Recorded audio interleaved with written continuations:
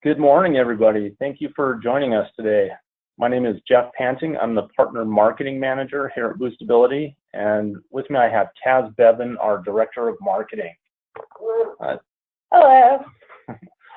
Today we're going to talk about some marketing strategy ideas for 2019 and where we think small businesses should be shifting their budget.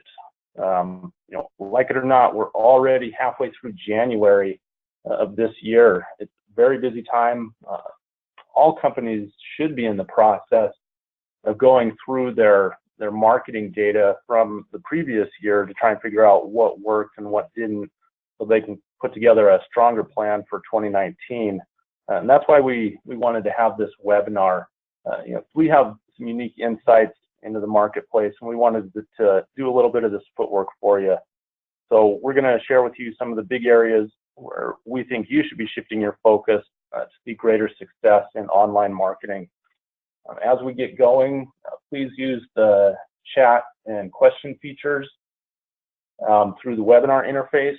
And we've also got a live Twitter chat going on right now. Just use the hashtag #BoosterChat that you see there on your screen, and we'll take care of your questions at the end.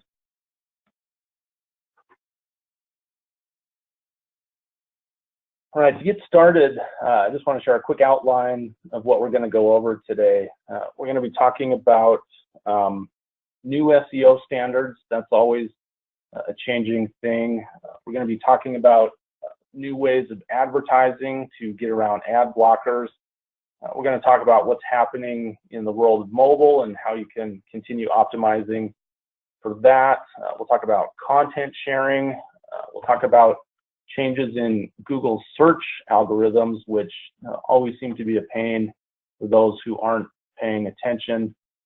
We'll talk about how to increase brand reputation with reviews and how to do some basic employee advocacy.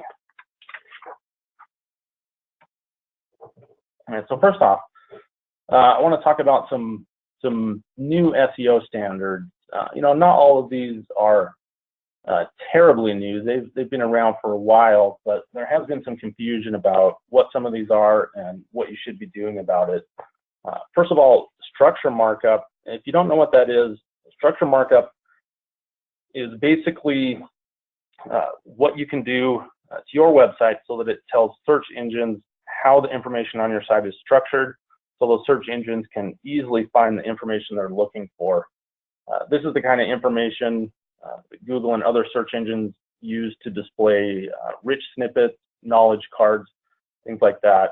So you always want to be making sure that whoever's doing your SEO, whether you're doing it on your own or you have an outside vendor, that they're using the latest structure markup standards. Schema.org is probably the most common source for those standards. Network for authority links. This basically just means you want to be pursuing quality backlinks over quantity in your link portfolio. You want to make sure that you're developing backlinks from sites that already have a high degree of trust and authority with Google.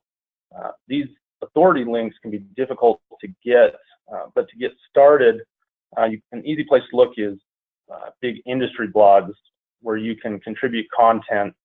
And when you do that, you want to keep in mind, try to create visual content like infographics or videos that can be easily shared across the internet.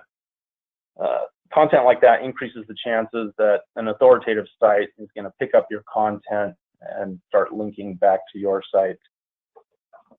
You want to make sure that you're always reviewing your competitors' metadata. That's a great way to find out what kind of keywords your competitors are trying to rank for. There are tools that you can use to get a detailed analysis of the back end of websites. Some of those are free, some of those cost. But you can also do some basic research on your own just by viewing the source code in a browser if you know what to look for. By doing that, when you know what competitors are ranking for, you can work on adjusting your strategy. So if they're outspending you, then maybe you don't want to focus on the exact same keywords. You can adjust your strategy to focus on keywords that are going to get you noticed. Unless you have an unlimited budget, then please go ahead and try and outspend them. But that's likely not the case for you or most of the customers that we work with at Boostability.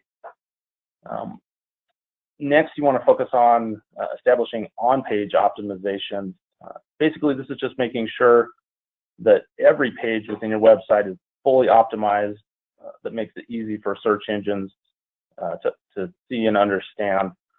This includes some pretty basic things, like just making sure you're using your H1 and H2 tags correctly, making sure that your site is loading quickly, putting keywords in the right places all throughout your pages and content, making sure that all of your images have alt tags. I mean, that is fairly routine SEO stuff that's been known for a while, but a lot of websites still aren't doing it. It's still very important to review that regularly if you want to be ranked as high as possible. Last item I have here is to optimize for voice search. That term is starting to creep further and further into the SEO discussion, like mobile optimization was a few years ago.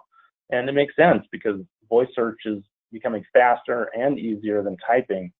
A couple easy ways that any website can start optimizing for voice search is shifting your keyword strategies to long tail keyword terms that are closer to what a spoken search would be.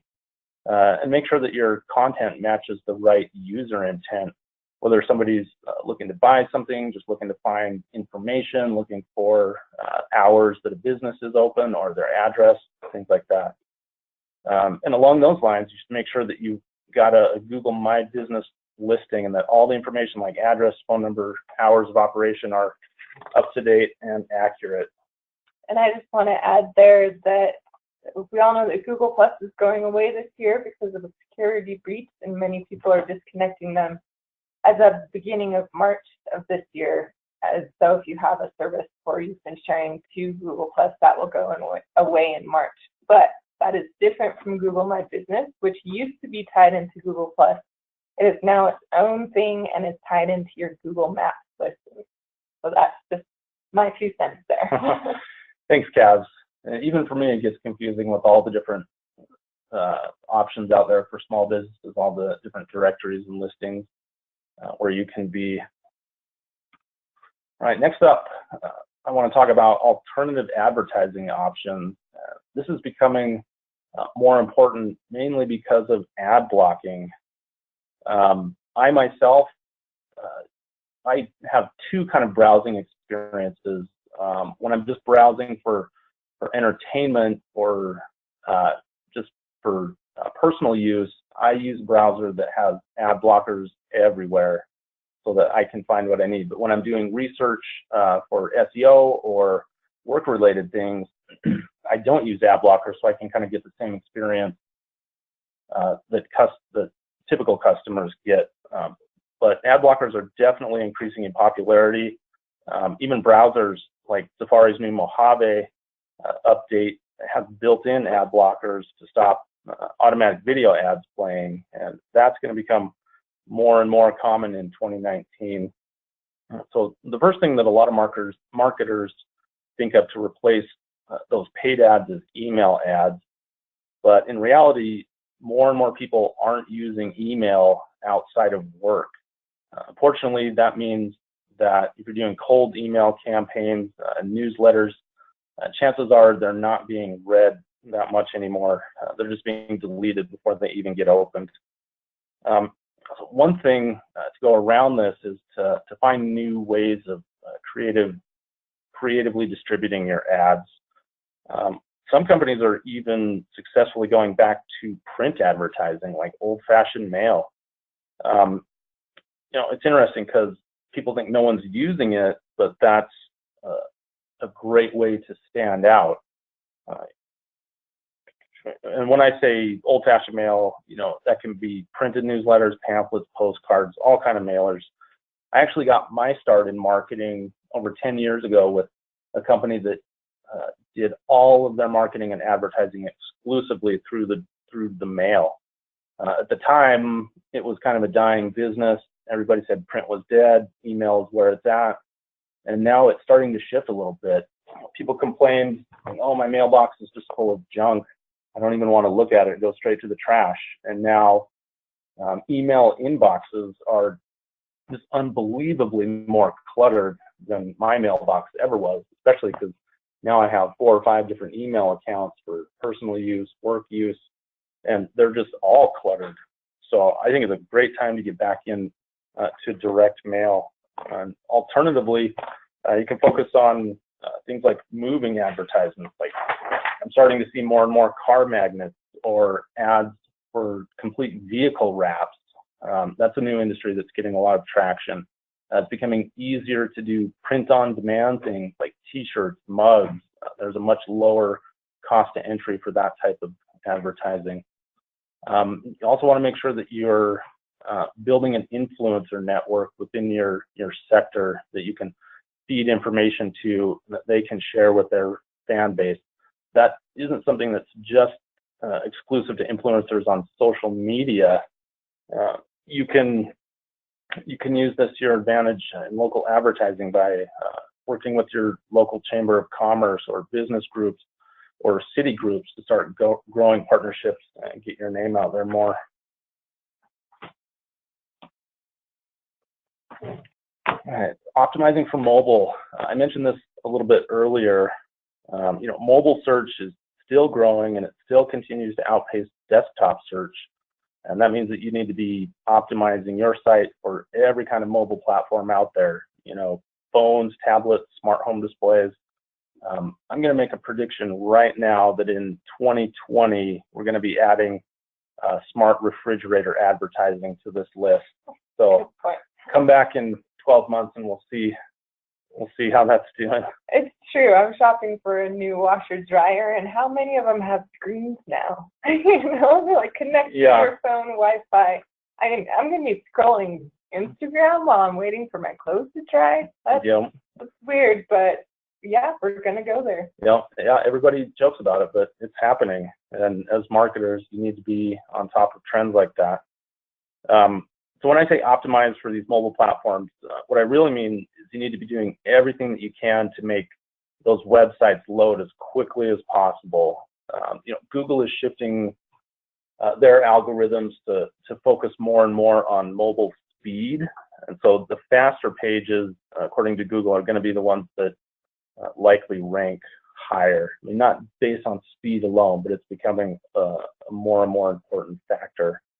That is very, very true. I can say without a doubt that Google did something last year that no one has been able to completely define all the way down to exactly what it was, but they clearly changed their speed insights algorithm. As I've managed and looked at dozens of sites, and in the middle of last year, every single site, regardless of how it was built, was suddenly showing up as a slow speed insight with the page speed insight tool that Google has released as part of their search console, right?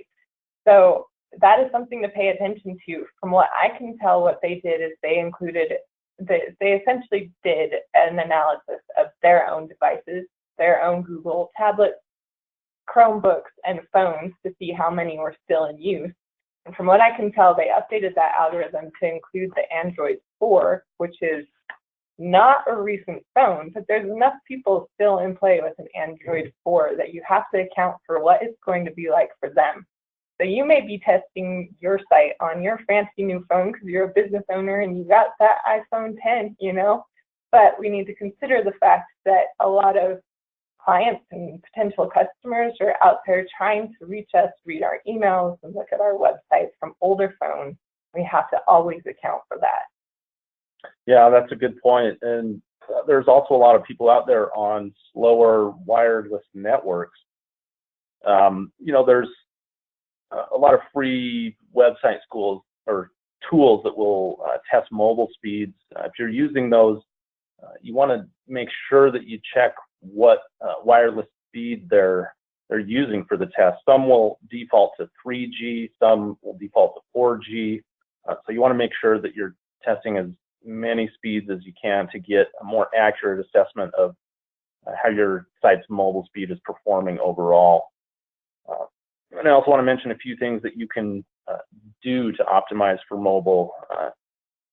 First, you want to make sure that you're using a responsive theme for your website. Those are designed to function well and load quickly on mobile devices. You want to make sure that you're using a reliable web host so that your speeds are as high as possible. You want to make sure that you're using the right image sizes. You don't want the file sizes to be tremendous because that's really going to slow your loading times down. And again, testing as much as you can across devices and network speeds. And the overall goal there, again, is if the content of your site and another site matches very closely and it comes down to speed as a factor on a mobile device, the device that performs better, according to Google, is going to rank higher.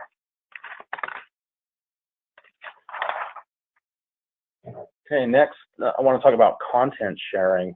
2019 isn't new as far as staying on top of trends. That's something you need to be doing throughout the year, not just at the beginning of every year. But as far as content sharing, you want to work hard on networking with relevant content providers in your own niche. In 2019, it's going to be very, very important to focus around marketing partnerships. People and companies and brands are starting to realize that surviving with help from others is more profitable than always trying to do it on your own. So you need a strategy to make allies early on in the marketing year and work on content that's going to work for everybody. If you're new to content sharing, what I would suggest is start building a small network of around 5 to 10 different outlets. That's a mix of higher traffic sites, lower traffic sites, influencers, and video channels. And look for a variety so that you'll be marketing to users in your own base as well as their base. They're more likely to want to take content from you if it's something that applies to their base as well, not just your own. So you don't want to be choosing partners that offer the exact same services you, but look for things that differ, that still appeal to the same kind of audience.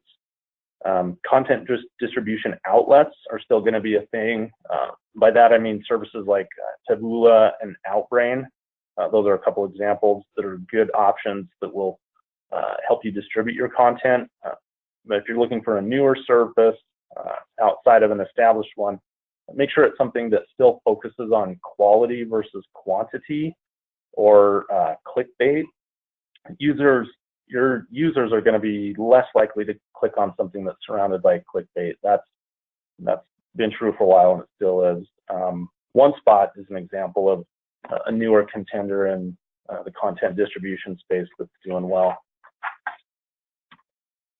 Next up, we mentioned it a couple times, but you need to figure out a way to account for algorithm changes that Google's making. It's always a big thing. It's always ongoing. And if you can stay ahead of it and informed of what's going on, you have a better chance. Back in September, Google released an update, a fairly big one that had some big effects. And we know there's more coming in 2019, whether it's a big one like the Panda or Penguin update or a smaller core update. But right now, Google is focusing on trending rankings. So your keyword relevancy is going to have to focus on trends as well, so that you're actively providing the results that searchers are looking for. And that means reviewing your content and SEO strategy on a very regular basis to make sure that you're focused on the right search trends. An easy way to do that is just check the Google Trends website regularly to see what's happening with the keywords and search terms that you're ranking for, and related terms. So that way you can stay ahead of the shifts in search behavior. We talked about making certain elements of your site easily understood by AI as well. That's really how Google evaluates the site. It's AI doing it. But Google is still very interested in content that people like, not just bots. So whatever you do, if you're changing your content to account for search trends, make sure it's still good quality and engaging content. because if people don't find it useful, in the end, Google's not going to find it useful either. Okay, brand reputation and reviews. This is a pretty hot topic in the world of SEO and online marketing. Reviews matter because they're right now probably the top method of recommendation used by your customers to tell other customers if they should trust your site and your products and services. It's really the new word of mouth. So you want to make sure that you're focusing your review efforts on the biggest outlets, the most popular ones, and that's Google reviews, Yelp, Facebook, and Yahoo. You know, having a good review presence there will determine that or help a large portion of your prospective customers turn into conversions. And you also want to make sure that you're using your reviews to your advantage beyond just that star rating. Today, a lot of platforms want to see if you're proactive in engaging with your customers and providing good service and keeping them satisfied. So you want to interact with those negative reviews, especially to actively solve problems. You know, a lot of review sites will record that back and forth to see how problems were addressed and how complaints and concerns are being handled. And that serves two purposes. You know, it shows your customers that you're a responsible customer, and it shows them that customers' satisfaction is important to you. You know, those are things that people want to know when they're looking for a product or service. That's the kind of information they want to get from friends and families, you know, the sources where they're getting word of mouth now. Platforms are also ranking based on that company interaction. You know, if you are showing an effort in trying to reply to the negative reviews, whether it really solves the problem or not, just that interaction can have a positive impact on your reviews and rankings. So you want to make sure you're doing it promptly and frequently. And it can even be just a basic interaction, like, hey, I'm sorry you had an issue, please direct message me here. It doesn't have to be completely solved on the review platform, but to show that you're making an effort. And employee advocacy. This is an important thing, and for smaller companies and even bigger companies, it can be a challenge. But if you can get your employees to take part in advocacy, it can be a huge marketing win for you.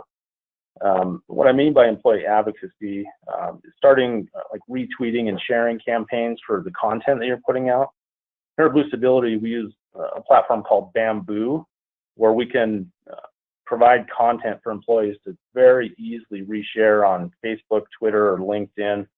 There are several other solutions out there, but they're all designed to make it easy for employees to advocate for the company. And you also want to encourage employees to leave good reviews for the company on those authority review sites that I mentioned earlier.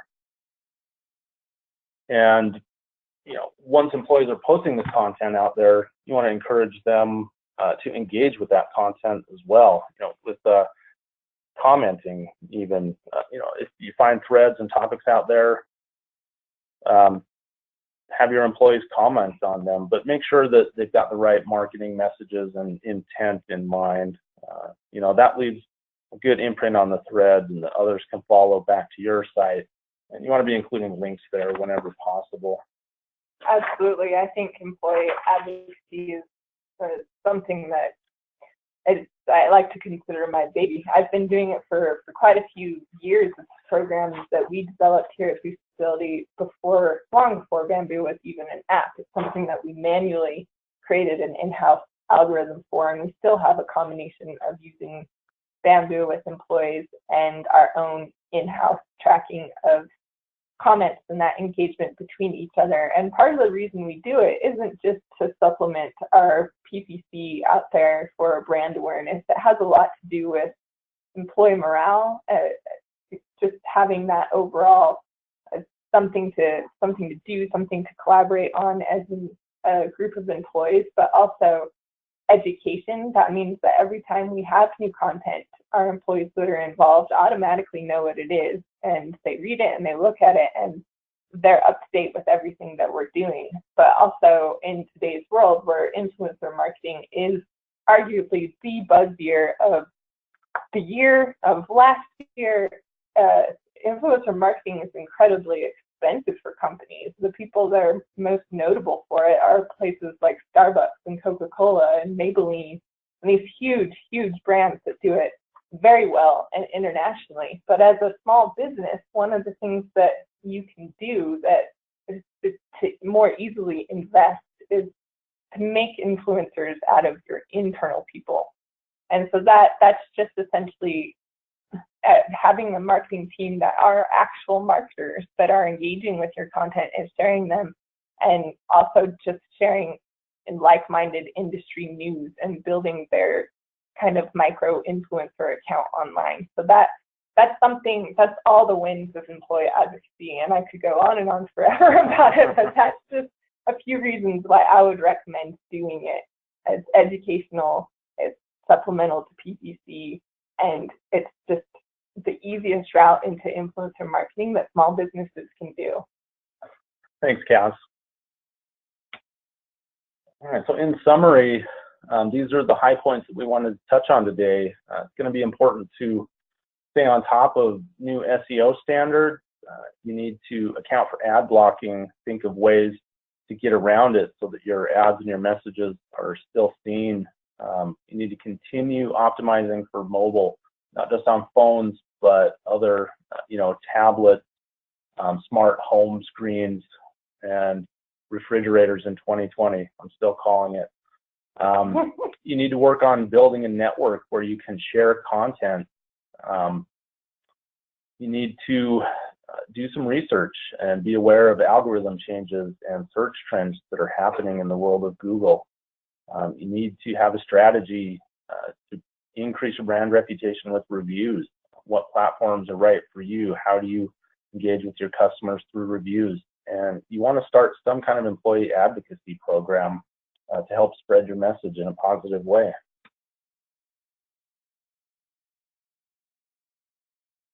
Again, this is just a summary of some of the things that I just said. This is a slide we can share with you later if you'd like.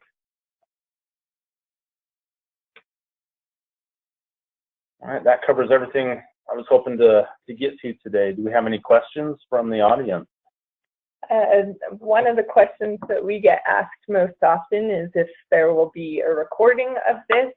We will email all registered webinar members to let you know where you can download the slides or watch the recording. So regardless if you attended or could stay the whole time, you will receive that information.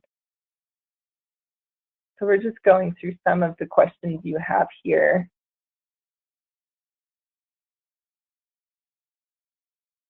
So someone asked how Amazon Services is changing the game in the service industry. I assume you're talking about AWS. So that is a great question, actually. That's a very high level question. So AWS is, as you know, used by, as my voice goes away, used by several people out there, especially large companies. So you'll notice, sorry, something like if Facebook goes down, then everybody goes down. That's when you know all the different sites that are using Amazon Web Services. So overall, Amazon Web Services is really, really good for page speed and page speed insights. They have their server time is amazing. The speed of their servers is amazing, but how you code your, the PHP for your site, how you interact with those servers and you pull from those databases.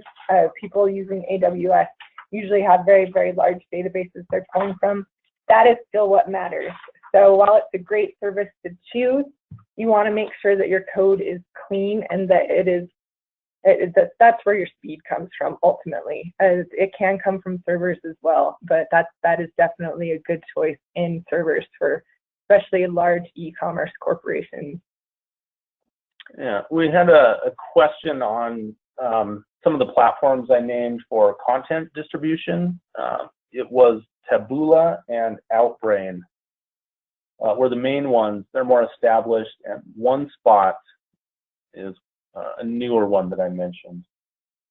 And there was also a question on the content or employee advocacy program that we use here at Boostability. It is Bamboo, but it's spelled B-A-M-B-U. It's part of Sprout Social. It's one of their products if you want to look it up. Yeah, and if you want, you can tweet me at CAD7. That information will be on the webinar recording, and I can get you a coupon if you want, and an intro to Bamboo. So I can definitely hook you up there. And there's another good question, as this is one that I haven't seen for a while, but I used to see all the time. So uploading images at 4 times the size at a 72 DPI, or images at a desired size at 300 DPI. That is fantastic. So here's something that not a lot of people know. Regardless of how much better our technology has become over the years and how the resolution is on our phone, the web standard is 72 DPI. And regardless of whether you upload a 300 DPI or a 72 DPI, unless you're downloading that full-size image for print, and you'll notice that it takes a while and it usually takes a large portion of the page. When it comes to sizing for web, the size that you choose, like a 3x5, will always be based on 72 DPI. If you make it on the web, if you made it a 3x5 for 300 DPI, it would actually fill your entire screen. So long story short, for web, you always want to use 72. You never want to do above and beyond the size that you're actually using. One thing that's a problem for page speed for a lot of people is blogs, and that's because when you upload your blog header, a lot of people are uploading some 3,000 pixel wide header, but how it actually shows on your page is only 800 pixels. So don't go above and beyond. That's an area where you can reduce speed, absolutely, by just using proper sizing.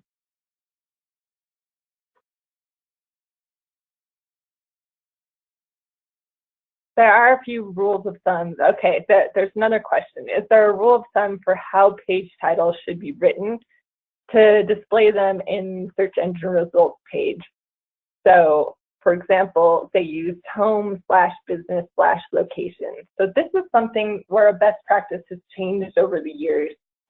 There was some point in time with search algorithms that if you're using a slash or a pipe, a bar in your title, that it was a bad thing, so to speak. But now it's all about what is most natural, and all search engines do is try to emulate human behavior. So if you have your home page, say home pipeline, and then the name of your business, like Boostability, that's fairly standard practice. And Google, Bing, Yahoo, they'll all recognize it as such. What you want to do is not only organize it that way and naturally with natural keywords, make sure that you only choose, maximum 3 words that describe that page. You want to make sure that it's seen in the correct character count, that it doesn't go beyond what can be seen in a meta title from search. But you also want it to go in line with what's on the page. So if I see that you have About Us and then the name of your company, and I go there and it's a whole bunch of testimonials, but it doesn't describe your company, then I'm going to click away. So you always want to align it. You want to make sure that you're not trying to squeeze too much information into one page. It's better to have more pages and more stuff and have those titles really reflect what that page is. But using a dash or using a pipe is fine as long as you're using it in a way that is a best practice, a benchmark of what other businesses do.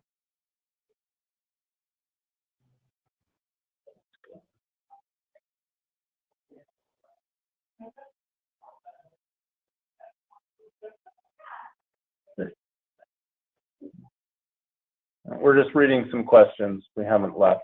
Yeah. You guys have a lot of questions. Yeah, we're looking at the question on content distribution and whether or not native advertising on a local media outlet would be a good way to get your content out on a trusted source. If your audience is local, I think a local media like outlet is a great way.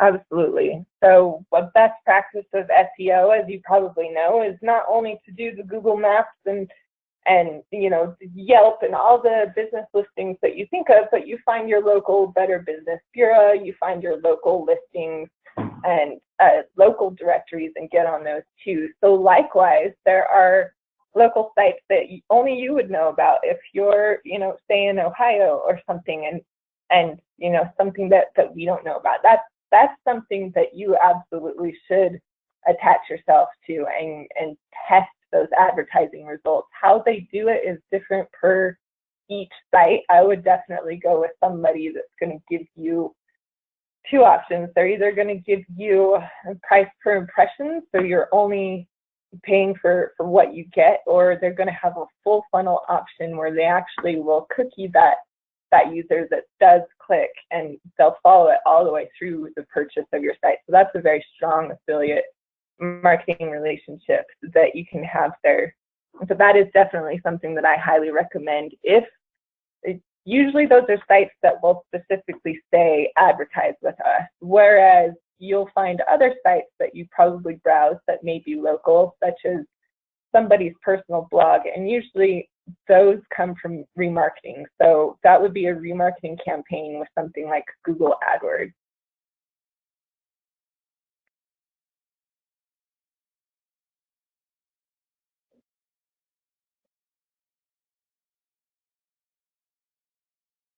So someone asked, how much will Amazon services affect PPC and SEO? And search engines, it depends how you're using it. For the most part, you're just hosting content, so it wouldn't affect. I wonder if they mean Amazon listings, you know, because for a lot of products, Amazon will be in the top results always. And with SEO, it can be a challenge to compete against that. Even with PPC, Amazon spends so much money on their own ads. And one thing I would recommend there is that if you have a product that I would also put it on Amazon, I would also put it on eBay. So the combination of the two, if you have a product that you're selling in addition to your website, you can build your SEO strength by doing authority links on these sites. So you can open up for a small price, depending on what it is you're selling. You can open up an Amazon services store and an eBay services store and build those links for yourself and drive that traffic through your business link on those pages back to your site. And that would absolutely help with SEO aspects, and then you would just continue PPC campaigns towards your own site, and that would raise the bar for your site as well.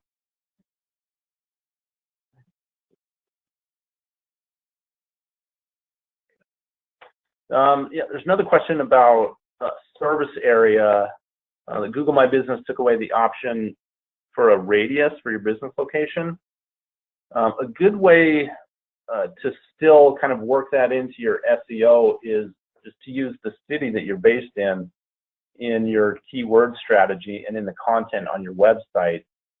You know, if you're a 24-hour towing service, every time that you mention the name of your business or in the same sentence, you want to include the cities that you would typically service. So I'll just use Salt Lake City as an example. That's where we're based. You know, there's a lot of smaller cities right around outside of it. You know, there's Bountiful, there's South Salt Lake, there's Draper, there's Sandy, there's Taylorsville.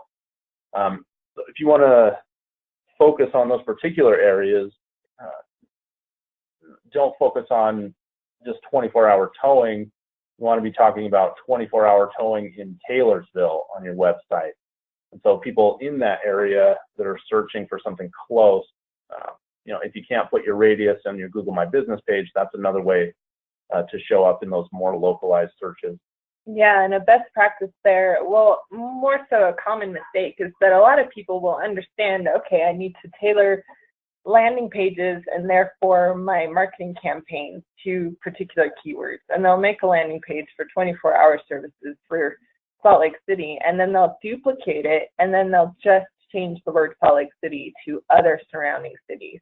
And that is the problem, that while you're on the right track, it is a standard best practice that there has to be a minimum of 250 unique words on a page in order for it to rank well, and it has to not be the exact same content. So if it's a page that you want to rank, you cannot make it exactly the same and just be changing one word. However, that being said, a lot of people do A/B testing and they do only change one word. But the key to that is when you're doing a landing page that you're just using for marketing campaigns and PPC, landing pages you typically aren't trying to get ranked. You're trying to get similar pages on your site ranked, but landing pages, they rotate. You don't necessarily want them to rank. So make sure that you delist those ones, that you do a no index for those ones, so that you can have that duplicate content to A/B test without getting pinged for anything from Google for that duplicate content.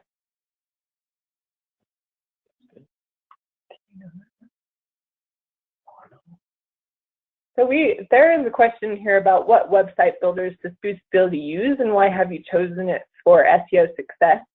They say that we all know it's difficult to rank a Wix website, for example. So that's absolutely true. Boostability has changed website services recently.